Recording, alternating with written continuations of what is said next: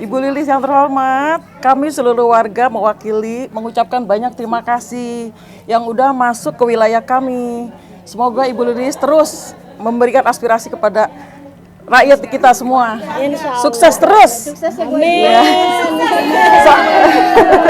Terima kasih untuk bingkisannya Ibu Lilis.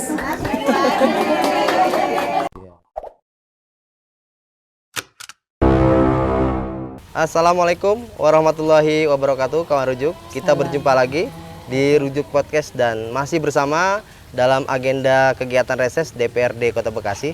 Dan kali ini kami menyambangi anggota DPRD Kota Bekasi dengan suara terbanyak se-Kota Bekasi. Siapa lagi kalau bukan Bu Dewan Lilis Nurlia. Assalamualaikum Bu Dewan. Waalaikumsalam warahmatullahi wabarakatuh. Sehat ya Bu ya? Alhamdulillah.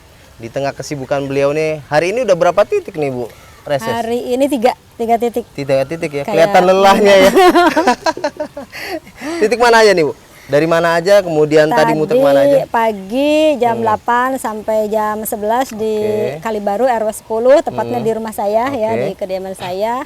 Lanjut habis itu ke Bekasi Barat. Jaka Sampurna ya tadi, Mbah Jaka Beres Sampurna ya. di Mbah Beres itu dengan struktur DPC PKS Bekasi Barat ya. Lanjut habis dari situ ke RW 08 Kelurahan Keranji. Iya. Rata-rata ibu-ibu nih, mentang-mentang mungkin karena dewannya perempuan gitu. Nah, dari aspirasi ibu-ibu apa saja Bu yang diaspirasikan mereka gitu Bu Haji? Kebanyakan kalau aspirasi ibu-ibu ya kebetulan memang yang berhubungan ya dengan kesehariannya dia. Kalau tadi hampir di setiap titik reses itu kalau usulan-usulan ibu-ibu itu aspirasinya tidak jauh dari masalah kesehatan, masalah pendidikan. Kebetulan sekarang kan lagi PPDB online, hampir semua titik reses itu ada yang menanyakan tentang PPDB online. PPDB online. Karena memang kebijakan-kebijakan itu dari tahun ke tahun kan selalu berubah. Nah, gitu. Itu betul. Nah, di situ ada keluhan-keluhan masyarakat ya terkait memang sih kita akui gitu ya, secara logika kalau sistem yang dipakai seperti sistem zonasi gitu ya yang sekarang, sementara ada satu wilayah yang di situ tidak ada sekolah. Sehingga dia dari zonasi tidak masuk, afirmasi tidak masuk, prestasi tidak masuk. Nah, disitulah betul tuh kayak gitu. Ya, makanya itulah yang dikeluhkan oleh mereka gitu. Ya, kita sebagai anggota dewan ya wajib mendengar dan wajib memperjuangkan gitu seperti walaupun pada dasarnya kita tidak menjanjikan sesuatu gitu karena ya. Sudah ada regulasi dan aturan yang ada ya tadi tapi paling enggak kita mendengar dan tahu permasalahan di masyarakat itu seperti apa dan kita usahakan untuk memperjuangkan mereka seperti itu. Nah, kalau bicara pendidikan Bu, di Medan Satria dan Bekasi Barat nih SMP sendiri belum setiap kelurahan ada ya Bu ya? Iya, belum. Di sini aja di Kalibaru. Medan Satria. Di Medan Satria itu tidak ada kelurahan gitu, bukan di kecamatan. Di kelurahannya tidak ada. Di Kalibaru juga tidak ada. Kalau yang negeri ya, kalau swasta sih udah ada beberapa gitu. Jadi memang banyak wilayah-wilayah yang belum memiliki sekolah negeri. Kalau swasta sih sudah ada gitu. Nah, kalau biasanya tiap tahun itu Bu, ada juga nggak sih yang datang sampai nangis-nangis ke rumah bahwa ini anaknya nggak sampai sekolah, terus minta bantu ibu gitu untuk maupun diperjuangkan di sekolah negeri atau mungkin mereka minta bantuan juga untuk sekolah di swasta begitu Bu? Ya hampir banyak gitu, cuman ya pada dasarnya mereka sih nggak sampai ngemis-ngemis seperti itu gitu ya, cuman ya mohon aja bagaimana karena terkait kebijakan itu gitu. Akhirnya ya kita bantu semampunya gitu seperti itu. Ya banyak sih kalau boleh dibilang ada setiap tahun ada. Ya insya Allah gitu. Saya bisa membantu sesuai dengan kemampuan saya. Gitu. Pasti ada solusi lah untuk pendidikan di Kota Bekasi. Karena kan itu pendidikan itu sebenarnya nomor satu ya. Betul. Masa kita pemerintah itu kan justru ingin mencerdaskan bangsa, tapi kok jadi dipersulit dengan sistem-sistem yang ada gitu seperti itu. Apalagi sekarang informasi yang didapat nih untuk masuk sekolah negeri dengan jalur prestasi. Dulu kan ada penghargaan terhadap tahfidz katanya. Nah sekarang katanya berkurang juga nih, cuma 1% begitu. Tadi juga di reses di Bekasi Barat justru itu diangkat oleh salah satu audiens ya yang menanyakan ketika memang sudah jelas-jelas ada jalur prestasi katanya gitu ya. Tapi ketika sudah dijalani jalur prestasi itu kok tidak bukan apa ya kayak terzolimi gitu. Sementara prestasi itu kan macam-macam, mungkin ada prestasi dari olahraga, dari akademik atau dari agama ya, dari Quran betul, gitu. betul. Sementara kata dia kalau dari prestasi yang lain seperti olahraga itu kan bisa langsung katanya ya. Tapi kalau dari tahfiz kenapa harus dites lagi gitu. Lah mereka kan sudah ada sertifikat biasanya. Iya, Bu. justru itu. Padahal kalau di tahfiz itu justru tidak mungkin ada kebohongan Betul, gitu. Beda betul. dengan Kan prestasi skalanya yang juga lain. betul, Gitu. yang Kan apa- kalau kebohongan di tahfiz itu otomatis urusannya dengan Allah gitu Betul, ya. betul, Seperti betul, itu. betul. Nah, itulah mungkin kendala-kendala atau keluhan-keluhan mereka apa namanya yang disampaikan ke anggota dewan gitu. Oke. Kebetulan tadi sih ada yang menyampaikan itu untuk ke jalur SLA ya. Sekolah, Jadi tingkat atas SLA ya. itu kan udah wewenangnya provinsi. Provinsi. Jadi kami menyampaikan bahwa insya Allah nanti kita koordinasi dengan mungkin ada Anggota beberapa dewan ya, yang ada dari di provinsi ya. provinsi bagaimana solusinya seperti itu. Kalau memang kita merasa terzolimi kan Betul, harus betul, kita betul, bantu betul, ya. Betul, betul. Nah, kalau bicara kesehatan, Bu, tadi kan hak dasar manusia kan nggak jauh pendidikan dan kesehatan. Iya, Di Kalibaru atau di Medan Satria atau di Dapil Ibu, Bekasi Barat dan Medan Satria nih, sudah maksimalkah pelayanan kesehatan Ibu? Ya, insya Allah sih kalau saya lihat dari puskesmas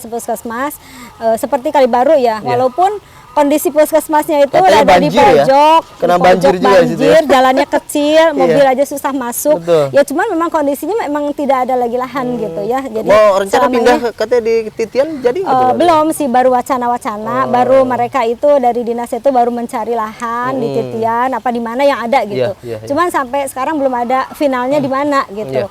Cuman secara keseluruhan pelayanan dari kesehatan sih alhamdulillah. Iya. Contohnya seperti vaksin ya kemarin Betul, ya. betul. Vaksin itu jadi selain ada di puskesmas, jadi mereka dari orang puskesmas itu bekerja sama dengan RT RW bahkan dengan Jemput DKM. bola ya. Jadi pas bahkan waktu dengan- bulan puasa kemarin ya. kayaknya pas waktu sholat tarawih Habis itu ada taraweh vaksin ya? gitu kerjasama dengan DKM Iya, gitu betul. kan, jadi mereka karena kalau siang itu lagi puasa kan khawatirnya Betul. lagi apa lemes Betul. gitu. Jadi akhirnya dilarikan setelah taraweh ya, jadi udah makan udah apa mungkin bisa divaksin.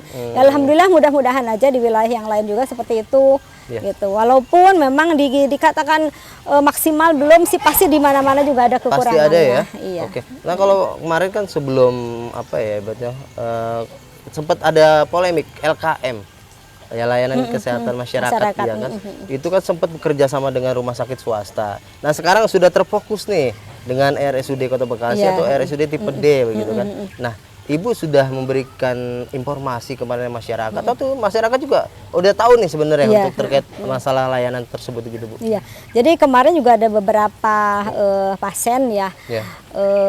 yang sakit Iya. terus mengeluh pada saya gitu, saya arahkan ke RSUD. Iya. Karena memang banyak juga pasien yang apa namanya merasa puas gitu dengan adanya layanan RSUD RSUD gitu. ya. Jadi nggak Makanya- kalah nih RSUD Iya. Kota Bekasi ya? Jadi saya bilang di RSUD juga sekarang sudah canggih bagus alatnya kok ya. gitu. Iya, Udah pelayanan juga ya. komplit, udah apa, dan kebetulan ketika kemarin saya ketemu dengan dokter Niken ya di RSUD gitu. Tolong dong Bapak Ibu Dewan disosialisasikan ke masyarakat tentang RSUD, siapa lagi gitu yang kalau bukan masyarakat Kota kalau bukan Bekasi. masyarakat kita apa gedung sudah bagus, Iya. pelayanan sudah optimal katanya gitu ya, terus perlengkapan sudah Iya, lengkap betul. gitu ya, mohon disosialisasikan ya, insya Allah seperti itu. Kalau menurut saya juga RSUD sudah bagus. Sudah bagus ya.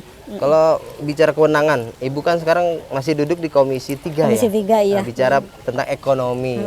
Ibu-ibu pasti dong bicara ekonomi pengen ada pemberdayaan Iya, begitu. Tadi banyak nggak sih Bu kalau usulan dari kaum ibu itu bagaimana ke depan selain mungkin mereka ngurus anak juga Iya, gitu kan. Ada satu wadah nih buat mereka menghasilkan begitu. Iya, iya.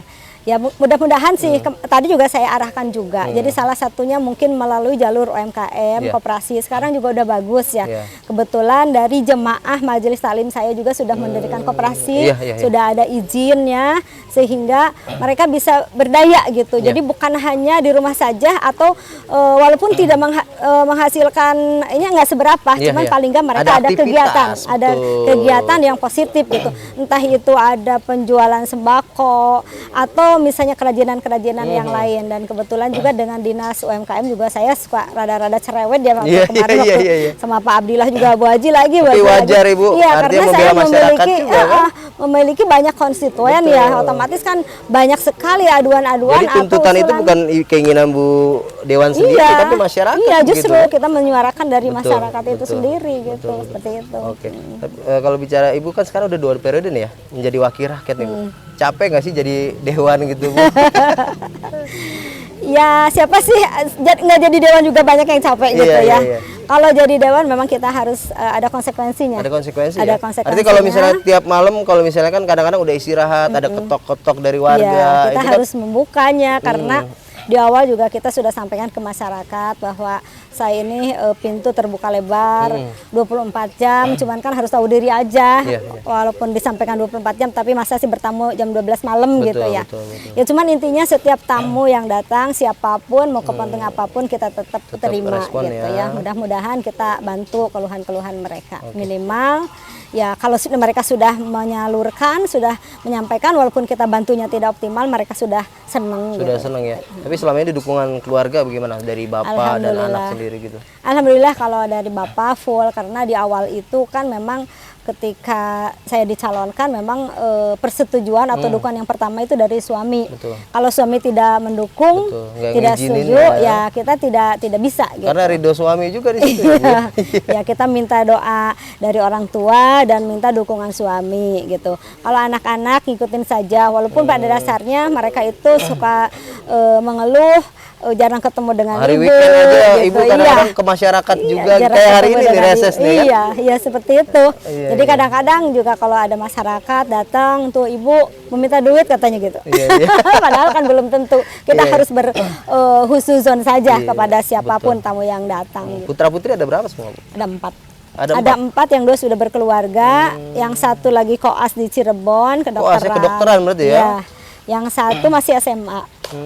Jadi udah besar semua nih. Udah besar, alhamdulillah. Oke, ya 2 lagi yang belum dipinang berarti nih. Ya insya Allah doakan saja. Nah, perempuan kebetulan itu. Perempuan yang kan? Yang 2 laki. Nah tuh barangkali tuh tapi syaratnya mungkin harus tahfidz juga nih kalau yang ngomongin. Maunya sih seperti itu. Iya. Jadi berkah dunia dan akhirat juga. Amin. Iya. Ke depan ada rencana apa sih Bu jadi wakil rakyat, apalagi sekarang udah mau momentum politik lagi nih 2024 udah ya. tinggal 2 tahun lagi kayaknya nggak kerasa Bu ya. Kemarin kayaknya baru kampanye gitu kan. Nah ke depan pengen apa lagi sih Bu Lilis gitu?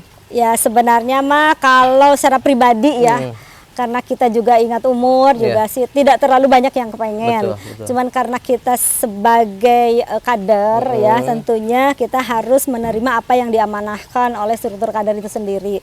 Sehingga kalau di PKS itu memang tidak ada yang namanya meminta pengen jadi ini. Gitu. Tapi jadi ketika diamanahi partai ya, harus kita siap ya. harus siap gitu. Ya, luar biasanya itu. emang kalau PKS seperti itu ya.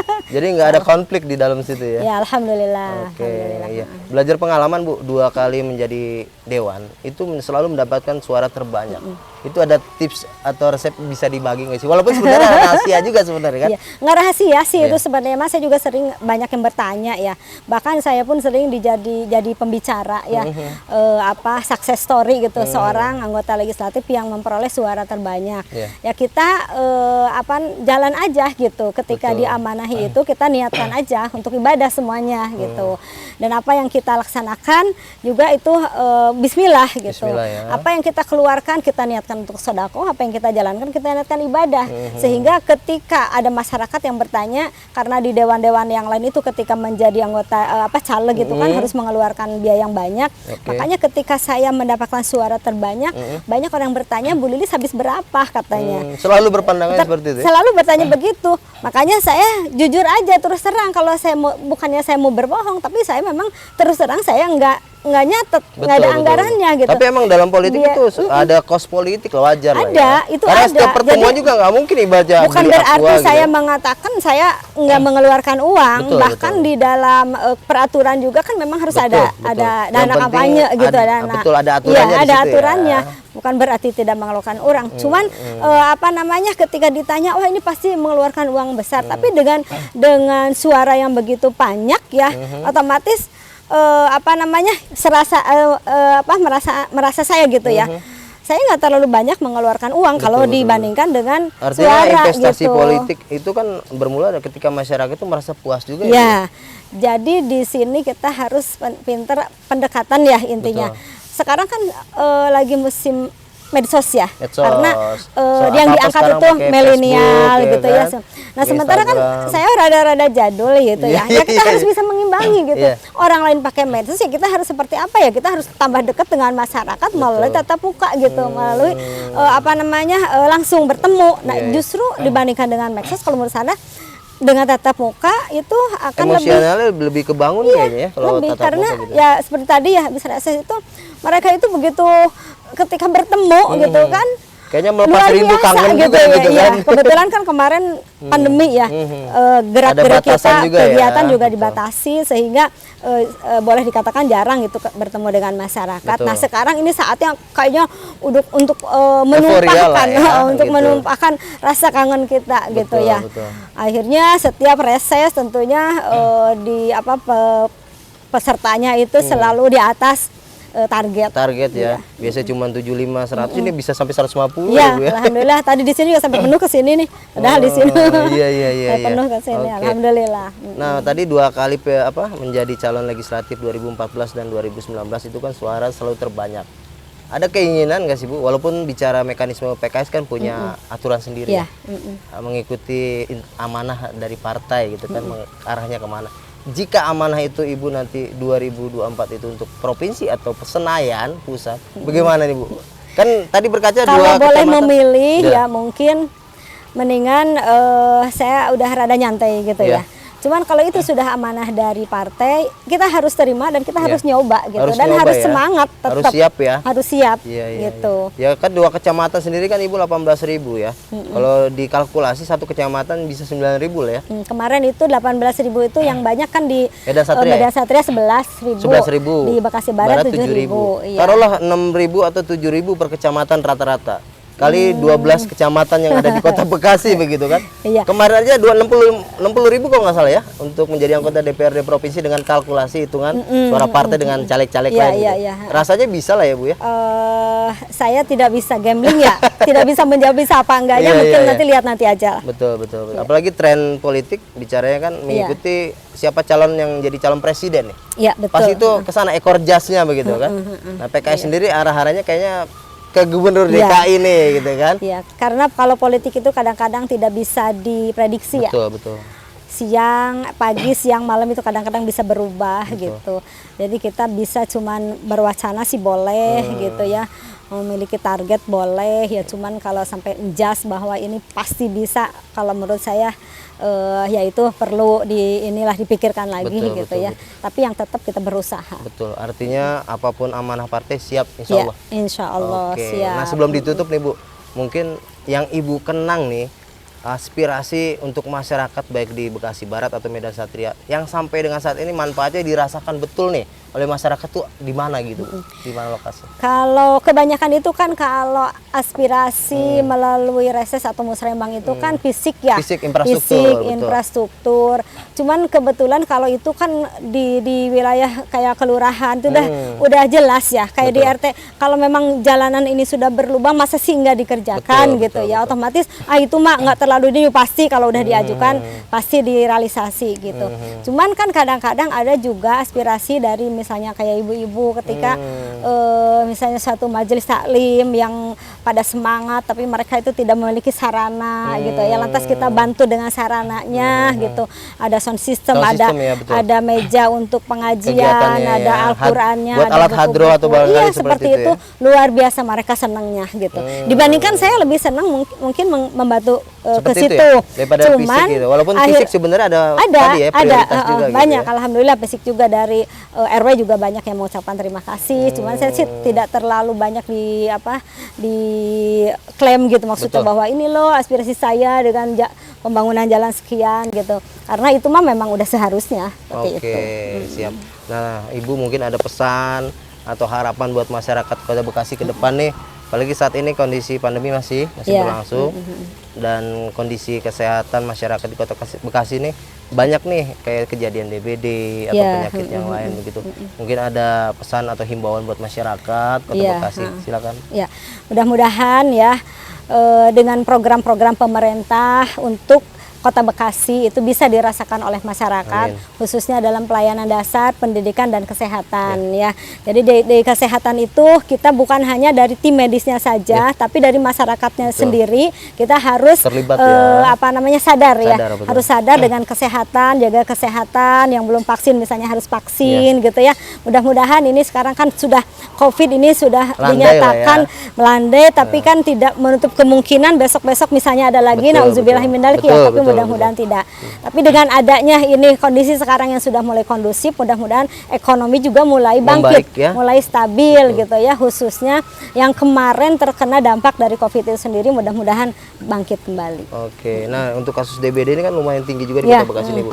Dalam upaya apa nih pesan pada masyarakat atau pemerintah juga dinas kesehatan dalam hal ini? Karena kan fogging nggak cukup juga nih membunuh atau membasmi jentik begitu. Ya sebenarnya sih dari pihak Posyandu, RW, kelurahan juga himbauan-himbauan atau sosialisasi terkait demam berdarah itu ya untuk menjaga kesehatan itu sudah gencar. Betul. Jadi kayak menutup air gitu ya, terus 3M lah ya. Udah dilaksanakan oleh masyarakat. Jadi intinya ya kita kembali lagi ke kesadaran kita ya. Kalau memang sudah kita tahu bahwa itu sumber dari penyebaran penyakit, kita hindari gitu, seperti itu. Jadi bukan kita mengobati tapi lebih baik menghindari. Lebih baik menghindari ya daripada mengobati. Baik, terima kasih waktunya Bu Lilis. Sehat selalu ya Bu ya. Amin. Semoga Allah meridhoi langkah dan perjuangan Ibu untuk masyarakat Kota Bekasi. Oke, gue Muhammad Lukman dari kediaman Bu Lilis. Undur diri, demikian perbincangan kami. Semoga ini bermanfaat untuk masyarakat Kota Bekasi. Assalamualaikum warahmatullahi wabarakatuh. Waalaikumsalam warahmatullahi wabarakatuh.